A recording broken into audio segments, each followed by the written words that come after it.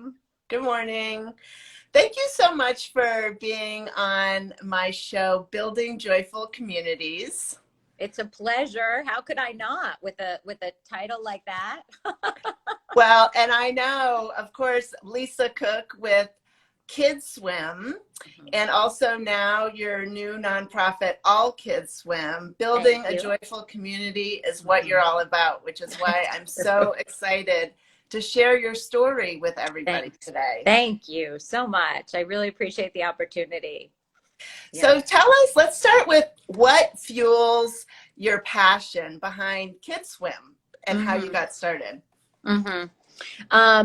So I've been teaching and working in aquatics for 30 years. So I always had a passion for swimming and being in aquatics and working with kids. It was really just came very naturally to me.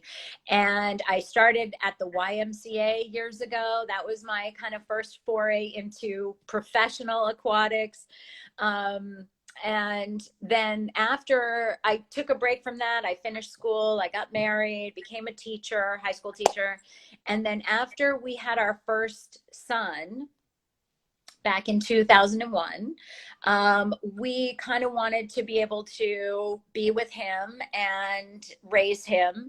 And so teaching is, you know, it's not a lucrative profession. And unfortunately. Right. Yeah. And so we were kind of going like, what can we do to sort of bring in extra income? And I said, well, I can maybe start up my swim business. In the summer, I had friends who had little ones at the time. And I said, why don't I just do that in the summer when you're off? And that way you can be with Max and then I'll be working and then we'll switch it up. So that's how we did it in the beginning. I only worked 3 months out of the year, the first 2 years. But, you know, word of mouth, and this is long before social media, before social media. The original social media. Right. Word of mouth still is the number one referral, definitely. Yeah. So that's how it, you know, it was very slow incremental growth, but over time, and it's grown and grown and grown. And now we're 20 years. This is our 20th year this year. Wow.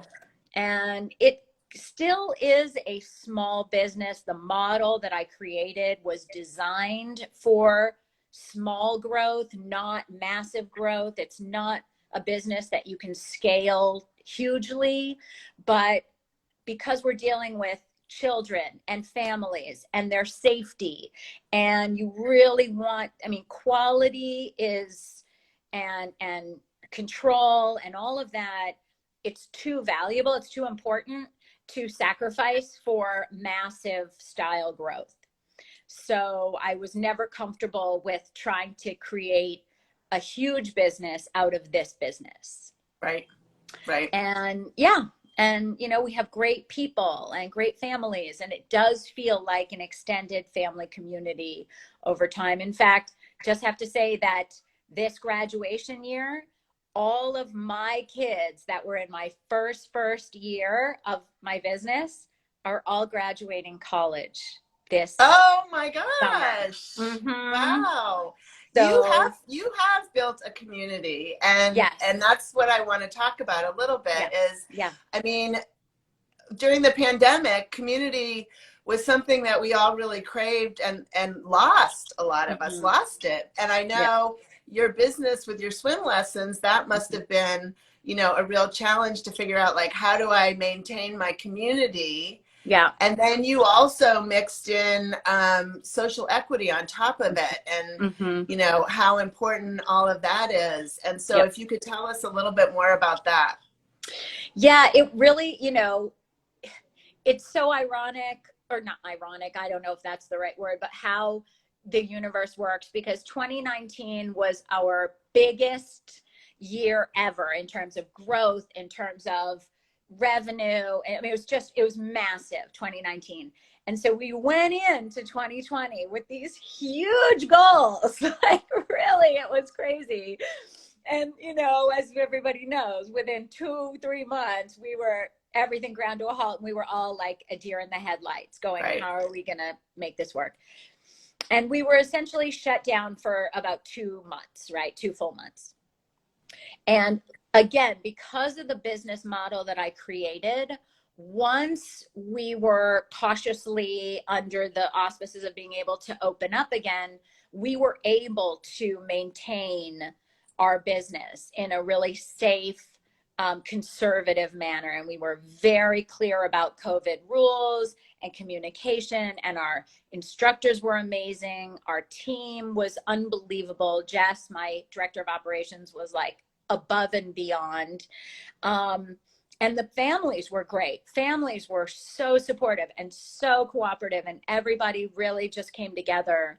And for the 2 months that we were shut down, we continued to have our weekly team meetings, and my staff was like, there aren't even words to describe how incredibly supportive and loyal and just helpful they were. I mean, I'm indebted to them forever for sticking it out.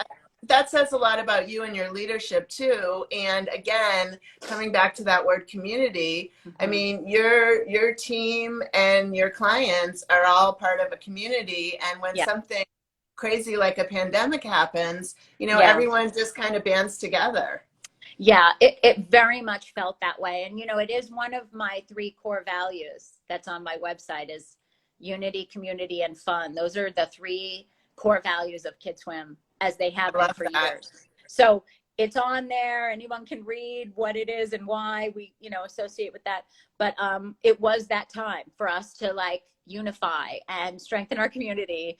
And when we did open back up, I said, I don't care at all about our numbers. I do not care what we do in sales. I don't want to see our quarterly reports.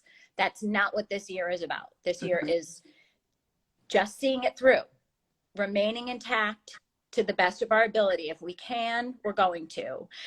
And it was so freeing, Mickey, because it allowed us to relax and just be more creative and not be beholden to making sales goals. And as I had said to Joy Chudikoff, who, you know, brought us together through her amazing network, I said, you know, I completely let go of any ego in and around my business leadership and my business structure. And letting go of the ego is the most beneficial thing that I've ever done, and that I would recommend for any business leader, to take that ego and kick it to the curb, because you can do amazing things when you are not beholden to what you think you're supposed to be doing in that way. That's amazing advice, and it's so true. It's so true. So was launching your nonprofit arm, was that part of your 2020 goals, or did it? So yes and no. I'd been kind of networking in and around trying to create something like this for, really, I'm not exaggerating, 15 years. And I have worked with different organizations. I've reached out to different organizations. The mayor of Los Angeles was a client of mine for several years, and I was working with the city on this. Like, there was a lot of different ways that I tried to pursue this, but it was always with an eye towards me kind of being more passive and giving that idea to someone else and letting them take the lead on it, and that I would be a supporting character. And that was the shift that came to me over 2020, primarily because we started doing these episodes on Tuesdays, because we were trying to engage virtually with our community. And I was doing Tuesday trivia. So we would do a bit on the history of swimming in all different aspects. And after the George Floyd situation, we did Tuesday trivia on the history of Black swimming. And we'd already been in partnership with, not in partnership, but affiliated with other organizations like Swim Uphill and supporting their causes and stuff. And so I did a bit on Tuesday trivia about the history of the Black experience in swimming. And through that, and through reaching out to other Black swimming organizations, it was just so glaringly apparent what the disparity was between Black and brown communities and their access to swimming, and the numbers for families, kids, adults, anyone in those communities that can swim versus can't. And so it just renewed my focus on trying to create change. And as I was doing my morning track walk and meditating on it, I literally, my own voice said to me, you need to create a nonprofit. Stop trying to chase after other people to validate what you're trying to do. You know what you want to do. You know what you need to do. Just declare it as so and do it. Stop effing around and just do it. That was my own voice talking to me. And I was like, okay, I'll do it. And so that's what we did, basically, pretty much. Well, I mean, it's amazing. And I was looking at the stats. I mean, you have one of the stats is Black and brown children are 3 times more likely to die of drowning than white children. That's correct. It's just preposterous. So your nonprofit arm, AllkidSwim, is helping to make swim lessons more accessible to children in underserved communities. Underserved communities, but specifically in the early childhood demographic. We're really focused on increasing access to water safety education and swim lessons for children in the 0 to 5 year age range, because that is a lacking program.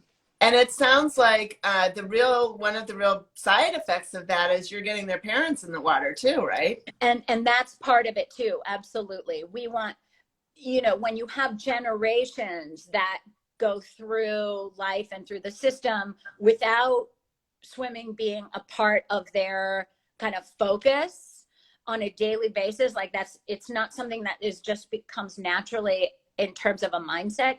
You have to shift it generationally. So you want the parents to be involved. You want the little ones to learn, and you want that to sort of go through the chain to the older kids and adults. Yeah. So what's next for you? I know our friend Joy Chudikoff, who we mentioned, she is working with your organization to provide additional donations through her program, Finding Joy. Right. What's the future for AllkidSwim, and how can we support you and help you? Amazing. Thank you for asking. And also, Joy was my very first donor ever. Yay! Love you, Joy. Through Finding Joy, yes.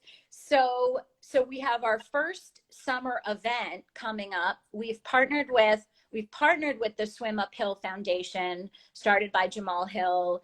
He focuses on older kids and adults, and we're sort of tag teaming, and we're focusing on the babies and the littles. So our goal is to bring more swim lessons to underserved communities in Los Angeles, initially Los Angeles, eventually nationwide. Worldwide. Thank you. Yeah. But we have our book series. I wrote this book series both to be sold for profit and also to be donated for nonprofit. And the first book, See Me Bubble, which is available in Spanish. We're doing our first fundraiser right now to raise money to buy 60 copies of See Me Bubble in Spanish, which will be donated to the Todos Juntos Foundation in Austin. I'm going to Austin at the beginning of June for another partnership with Tank Proof, which is an amazing nonprofit. Shout out to them.